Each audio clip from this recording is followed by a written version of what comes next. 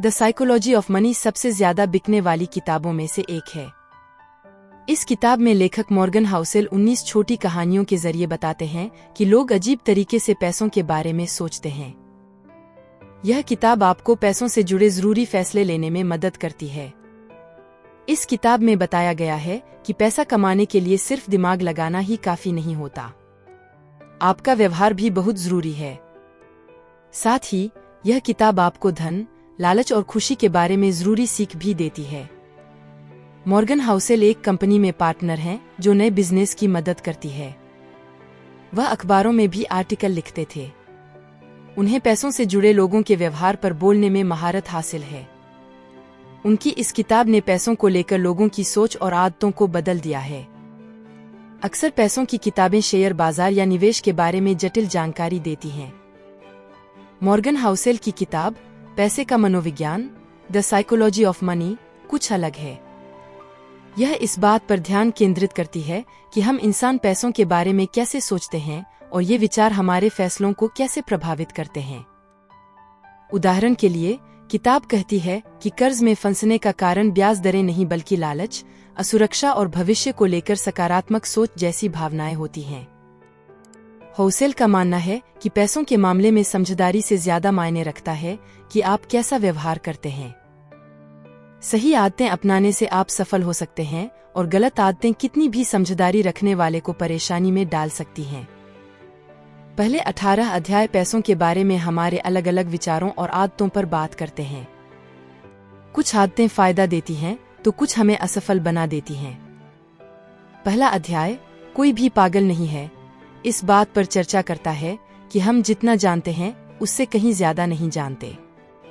पैसों से जुड़े हमारे अनुभव दुनिया के अनुभवों का एक छोटा सा हिस्सा होते हैं, लेकिन हम उन्हीं के आधार पर दुनिया को समझने की कोशिश करते हैं।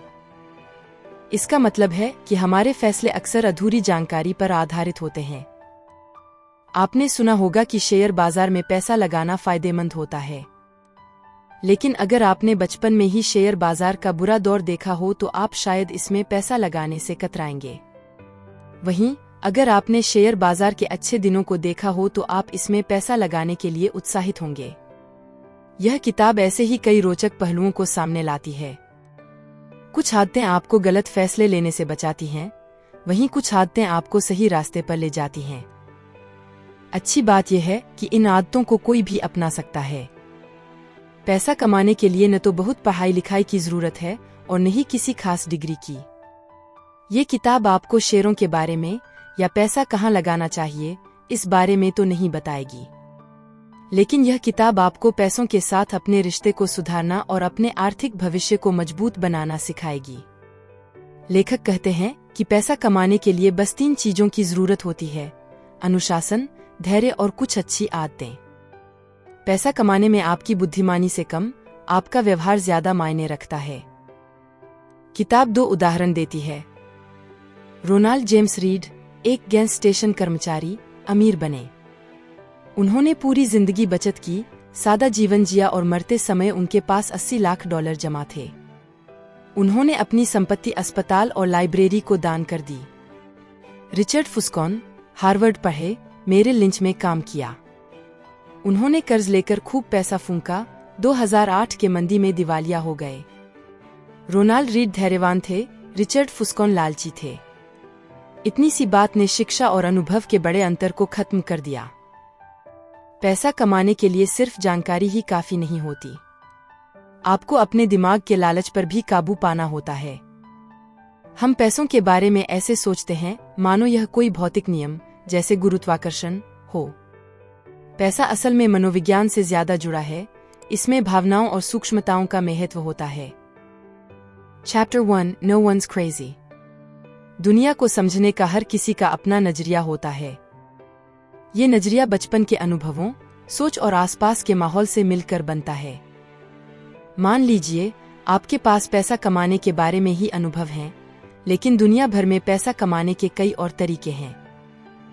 आपका अनुभव दुनिया का बहुत छोटा सा हिस्सा है, शायद सिर्फ 1% भी नहीं। कोई भी किताब या सलाह आपको असली दुनिया के डर और उलझन को पूरी तरह नहीं समझा सकती। दुनिया को समझने जैसा लगता है, पर हम सबने सिर्फ एक छोटा सा हिस्सा देखा है। उदाहरण के लिए 1950 में पैदा हुए लोगों ने शेयर बाजार को अपने शुरुआती जिंदगी में स्थिर पाया होगा। वहीं 1970 में पैदा हुए लोगों ने शेयर बाजार को तेजी से बढ़ते देखा होगा। जाहिर सी बात है, 1970 वाले शेयर बाजार को लेकर ज्यादा सकारात्मक होंगे। ये लोग अलग अलग दुनिया में पैसा कमाने का तरीका सीखे। इसीलिए एक समूह के लिए अजीब लगने वाला फैसला दूसरे समूह के लिए सही हो सकता है। गरीब परिवार हर साल लॉटरी टिकट पर ज्यादा खर्च कर देते हैं। अमीरों को ये बेकार खर्च लगता है, लेकिन गरीब इसे उम्मीद और सपने का दाम समझते हैं। उनकी जगह पर खुद को रखकर ही उनके फैसलों को समझा जा सकता है। पैसा बचाने के तरीके भी नए हैं। उदाहरण के लिए, रिटायरमेंट के लिए बचत करने की आदत अभी हाल ही में आई है। 401 के नाम की बचत योजना 1978 में शुरू हुई और रोथ हीरा 1998 में। उसी तरह शेयर बाजार में निवेश के आसान तरीके भी 1970 के दशक में आए। कई बार पैसों से जुड़े गलत फैसले इसी कमी की वजह से होते हैं। हमारे पास ज्यादा अनुभव नहीं है, इसलिए हम सीखते हुए चल रहे हैं। चैप्टर 2 लच एंड रिस्क। जीवन में सफलता सिर्फ मेहनत से नहीं मिलती। कभी कभी किस्मत और जोखिम भी बड़ी भूमिका निभाते हैं। बिल गेट्स की कहानी।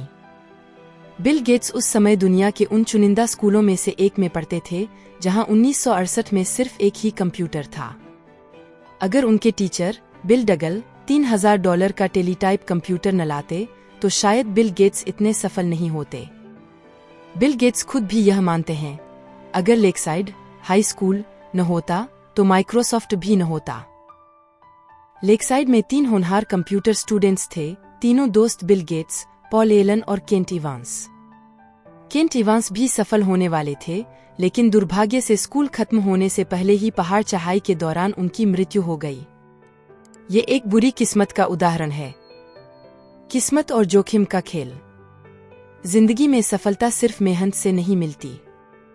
कभी कभी अचानक होने वाली घटनाएं भी बहुत असर डालती हैं। ये इसलिए होता है क्योंकि दुनिया बहुत जटिल है और आप जितनी भी मेहनत कर लें, हर बार वही नतीजा नहीं मिलता। आपके नियंत्रण से बाहर की चीजें कभी कभी आपके सोची समझी कोशिशों से भी ज्यादा असर डाल सकती हैं। इसलिए किसी एक व्यक्ति या कहानी से सीखने के बजाय बड़े पैटर्न को देखना ज्यादा फायदेमंद होता है। उदाहरण के लिए, खुश लोग वो होते हैं जो अपना समय और ऊर्जा खुद मैनेज करते हैं। Chapter 3 never enough. पार्टी में 2 मशहूर लेखक कर्ट वोंगुट और जोसेफ हेलर बातचीत कर रहे थे।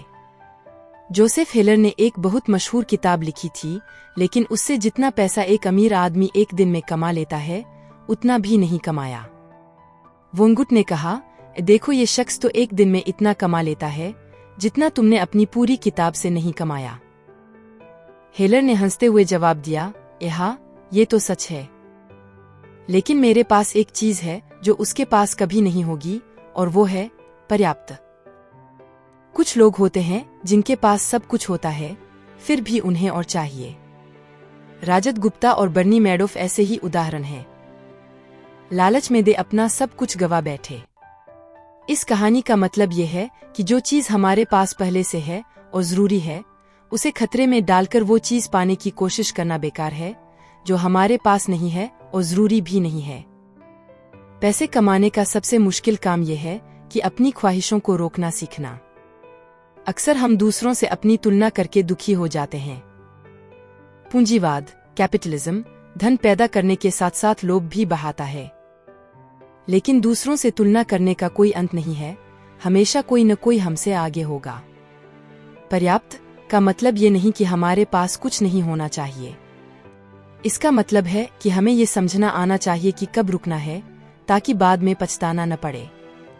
कई चीजें खतरे मोल लेने के लायक नहीं हैं, चाहे उनसे कितना भी फायदा हो। ये चीजें हैं इज्जत, आजादी, परिवार और दोस्त, प्यार और खुशी। असली जीत यही है कि इस दौड़ में भाग ही ना लिया जाए।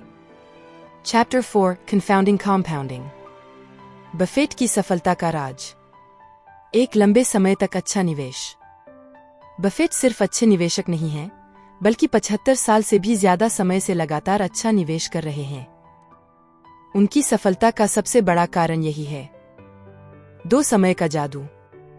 बफेट की कमाई का ज्यादातर हिस्सा उन्होंने कम उम्र में 10 से 15 साल की गई निवेश से आया है और फिर उन्होंने उसी पैसा को लंबे समय तक संभाल कर रखा। उनकी निपुणता निवेश में है, लेकिन असली राज समय है।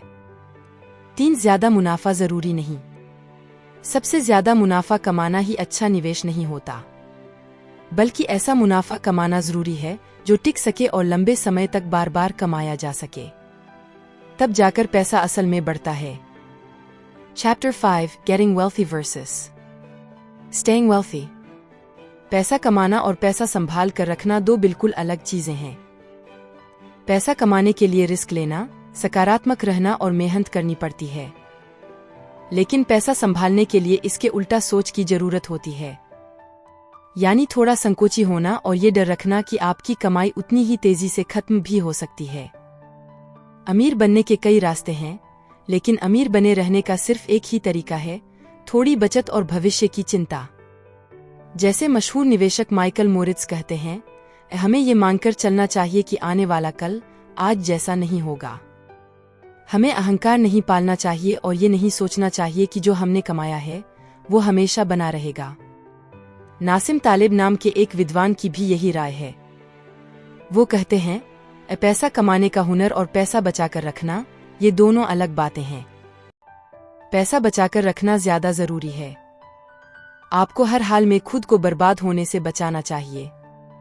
पैसा बचाने की ये आदत डालने के लिए 3 चीजें जरूरी हैं। अपनी आर्थिक स्थिति को मजबूत बनाएं ताकि आप बाजार के उतार चढ़ाव झेल सकें और लंबे समय तक टिक सकें। यही वो समय होता है जब आपका पैसा अपने आप बढ़ता है। सबसे ज्यादा जरूरी है ये मान लेना कि आपकी योजनाएं हमेशा सही नहीं बैठेंगी। अच्छी योजना वो होती है जिसमें गलतियों की गुंजाइश हो। जितना ज्यादा आप किसी योजना के सटीक होने पर भरोसा करेंगे, उतनी ही आपकी आर्थिक योजना कमजोर हो जाएगी। भविष्य के बारे में सकारात्मक रहें, लेकिन अपनी सफलता में आने वाली रुकावटों को लेकर थोड़ा सतर्क भी रहें।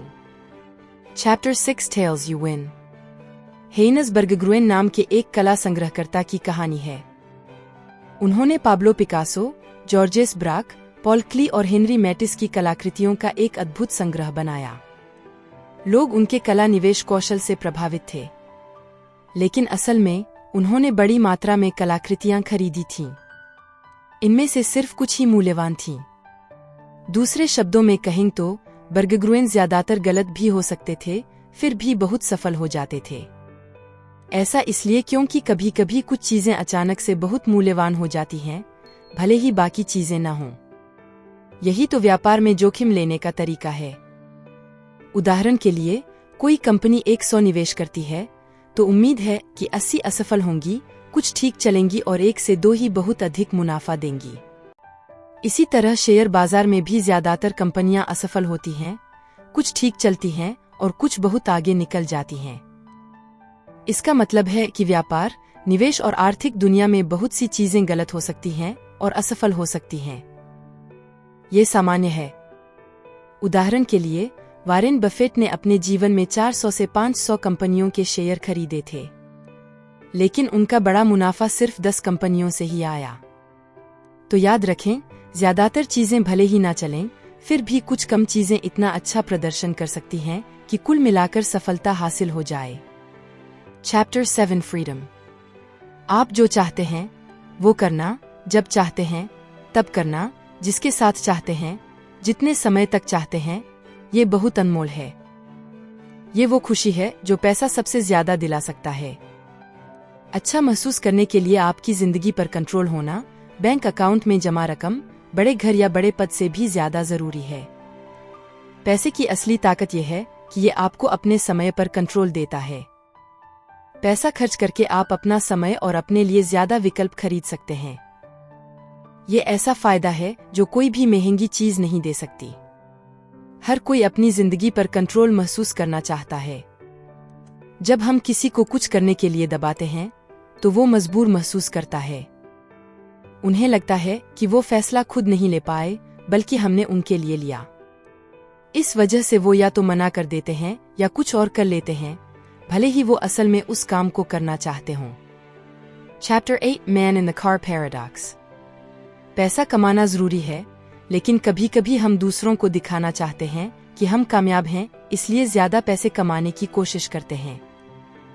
हम सोचते हैं कि महंगी गाड़ियां, बड़े घर और सोने की चीजें लेने से लोग हमें इज्जत देंगे, लेकिन असल में अक्सर ऐसा नहीं होता। दूसरों को यह देखकर अच्छा नहीं लगता कि हमारे पास ये सब चीजें हैं। वो भी बस यही सोचने लगते हैं कि उन्हें भी ये चीजें चाहिए ताकि उन्हें भी इज्जत मिले। शायद आपको लगता है कि आपको एक महंगी गाड़ी, एक सुंदर घड़ी और एक बड़ा घर चाहिए, लेकिन मैं आपको बता रहा हूं कि असल में ये चीजें आपको नहीं चाहिए। आप बस चाहते हैं कि लोग आपको पसंद करें और आपका सम्मान करें। आपको लगता है कि ये महंगी चीजें लेने से ऐसा होगा, लेकिन ऐसा कम ही होता है, खासकर उन लोगों से नहीं जिनका सम्मान आप चाहते हैं। पैसा कमाना बुरी बात नहीं है, लेकिन सिर्फ दूसरों को दिखाने के लिए ज्यादा कमाने की जरूरत नहीं है। गाड़ियों और घड़ियों से ज्यादा अहमियत रखता है कि आप कैसे इंसान हैं। इंसानियत, दया और मदद करने की भावना रखने से ज्यादा सम्मान मिलता है। कोई भी रोलेक्स इससे ज्यादा इज्जत नहीं दिला सकती। Chapter 9 Wealth is what you don't see। मान लीजिए किसी ने $1,00,000 की फेरारी खरीदी। मजे की बात यह है कि अब उसके पास उस शानदार गाड़ी को खरीदने से पहले के मुकाबले $1,00,000 कम पैसे हैं। ये भी नहीं पता वो पूरी रकम नकद चुका पाए या फिर लोन लेकर गाड़ी खरीद पाए। तो वो दिखने में तो अमीर लगता है, असल में अमीर नहीं है। अमीर और धनवान में फर्क होता है। अमीर होने का मतलब है कि कमाई अच्छी है, लेकिन धनवान वो होता है जो कमाई को खर्च नहीं करता बल्कि बचाता है। धन दूसरों को दिखाई नहीं देता क्योंकि हम किसी की बैंक अकाउंट या वो कौन सा पैसा खर्च नहीं कर रहा ये नहीं देख सकते। असली दौलत वो शानदार गाड़ी है जिसे आपने नहीं खरीदा। असली दौलत वो महंगी घड़ी है जिसे आप पहनते नहीं। असली दौलत वो पैसा है जो आपने बचा कर रखा है, ना कि फिजूल खर्ची में उड़ा दिया। कोई भी बड़ा घर, महंगी गाड़ी खरीदकर अमीर बन सकता है, लेकिन धनवान नहीं। धनवान बनने के लिए पैसा बचाना जरूरी है, और उसी के बारे में हम अगले अध्याय में बात करेंगे। Chapter 10 Save Money। चाहे आपकी कमाई कितनी भी हो या निवेश से कितना भी रिटर्न मिले, अगर आप पैसे नहीं बचाते तो आप अमीर नहीं बन सकते। यानी बिना ज्यादा कमाई के भी आप अमीर बन सकते हैं। तो फिर अच्छी कमाई होने के बाद भी ज्यादातर लोग पैसा क्यों नहीं बचा पाते? जवाब है उनका अहंकार। लेखक होसेल मॉर्गन इसे इस तरह कहते हैं, आपकी बचत आपके अहंकार और आपकी कमाई के बीच का अंतर है। अपने जरूरी खर्चों और आराम के सामानों के अलावा आप जो पैसा खर्च करते हैं, वह दरअसल लोगों को दिखावा करने के लिए होता है कि आपके पास पैसा है। दिखावे से बचने के लिए आपको लोगों की परवाह कम करनी होगी। लेखक एक और महत्वपूर्ण बात कहते हैं कि आपको किसी खास चीज के लिए बचत करने की जरूरत नहीं है। बेशक किसी खास लक्ष्य के लिए बचत करना अच्छी बात है, लेकिन अगर आपका कोई खास लक्ष्य नहीं है तो फिर सिर्फ बचत करने के लिए ही बचत कर लें। इससे आपको फायदा होगा जिसका आप अंदाजा भी नहीं लगा सकते। बचत करने का छुपा हुआ फायदा क्या है? आज का दौर है, कामयाबी पाने वाला सब ले जाता है। आप किसी भी काम के लिए दुनिया के सबसे बेहतरीन व्यक्ति को नौकरी पर रख सकते हैं। ऐसे में सबसे ज्यादा जरूरी है लचीलापन। आपको नए बदलावों पर काम करने, बाजार में टिके रहने के लिए नए हुनर सीखने या फिर आपके लिए अच्छे मौके का इंतजार करने की लचीलापन चाहिए। और आपकी बचत का पैसा आपको वो लचीलापन देता है। ये आपको वो आजादी, कंट्रोल और लचकता देता है जिसे हम नाप नहीं सकते। ये आपको अपने हिसाब से जिंदगी की दिशा बदलने की ताकत देता है। यही बचत का छुपा हुआ फायदा है। इसीलिए ज्यादा से ज्यादा लोगों को पैसा बचाना चाहिए। Chapter 11 Reasonable Rational। पैसा और निवेश के मामले में हमेशा तर्कशुद्ध फैसले लेना कारगर नहीं होता। आपको कुछ ऐसे फैसले लेने होते हैं जो आपके लिए सही हों, भले ही वे पूरी तरह से तार्किक न लगें। यही समझदारी है। आइए समझते हैं तर्कशुद्ध और समझदारी में फर्क। तर्कशुद्ध फैसले, ये फैसले तथ्यों, गणित, आंकड़ों और विज्ञान पर आधारित होते हैं। समझदारी के फैसले, ये फैसले इस बात पर आधारित होते हैं कि आप क्या सही समझते हैं, भले ही वह पूरी तरह से तार्किक न लगे।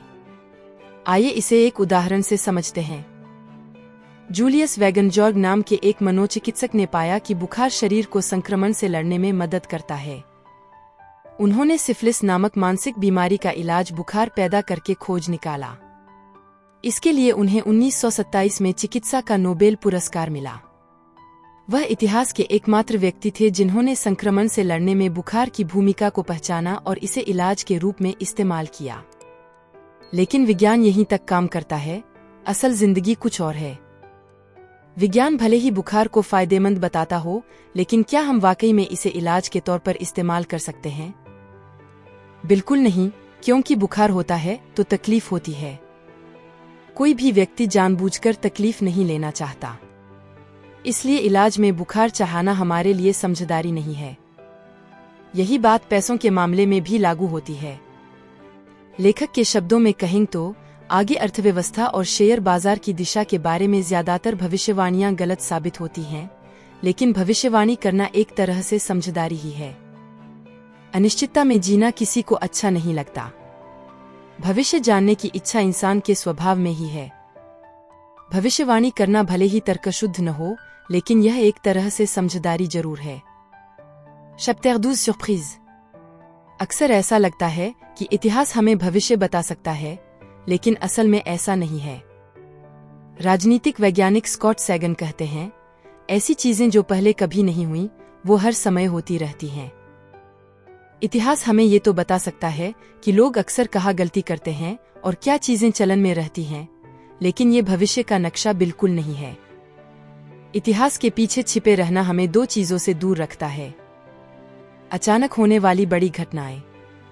दुनिया 19वीं और 20वीं सदी में पैदा हुए 15 अरब लोगों से नहीं, बल्कि Hitler, Stalin, Mao, Edison, Gates, Martin Luther King Junior जैसे कुछ खास लोगों के कार्यों से ज्यादा प्रभावित हुई है।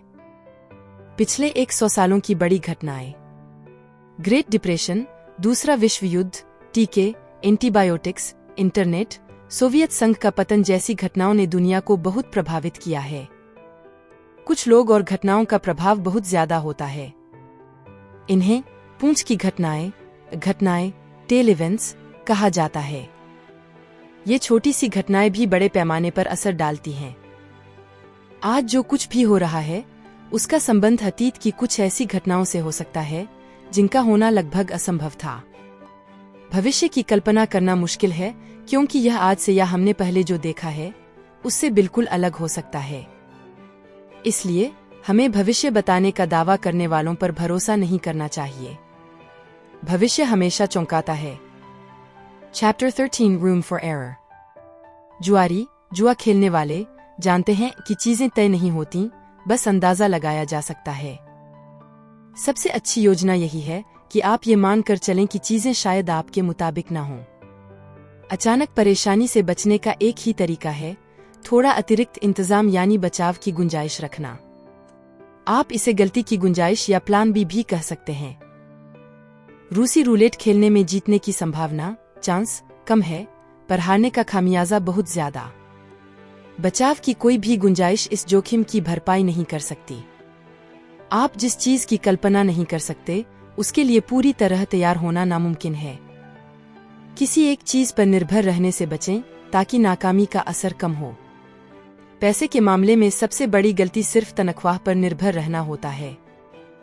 बचत करके आप अपने खर्चों और भविष्य में होने वाले खर्चों के बीच का फासला बना सकते हैं। बचत करना जरूरी है ताकि आप अप्रत्याशित परेशानियों का सामना कर सकें। Chapter 14 you'll change. दीर्घकालिक योजना बनाना दीर्घकालिक लंबे समय का मुश्किल है। ऐसा इसलिए क्योंकि हम बदलते हैं, अपने विचार बदलते हैं। आज जो नौकरी आपको मजेदार लगती है, ये पक्का नहीं है कि 5 साल बाद भी अच्छी लगेगी। युवा लोग वही टैटू हटवाने के लिए अच्छा खासा पैसा खर्च करते हैं जिन्हें वो बनवाने के लिए जल्दबाजी करते थे। उम्रदराज लोग उन्हीं लोगों से तलाक लेने के लिए दौड़ते हैं जिनसे शादी करने के लिए युवावस्था में जल्दबाजी की थी। समय के साथ हमारा दिमाग और भावनाएं बदलती हैं। ऐसे में हमारे आर्थिक फैसले भी बदल सकते हैं।